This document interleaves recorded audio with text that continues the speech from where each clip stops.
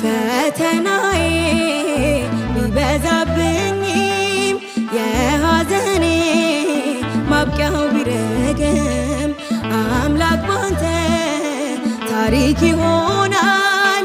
የደስታ ቀን ለኔም ይመጣል። አንተ አትሳሳትም በሥራ ፍጹምና መልካም አባት ነህ። እስከሚሆን ድረስ ተራዬ እጠብቅሃለሁ ጌታዬ።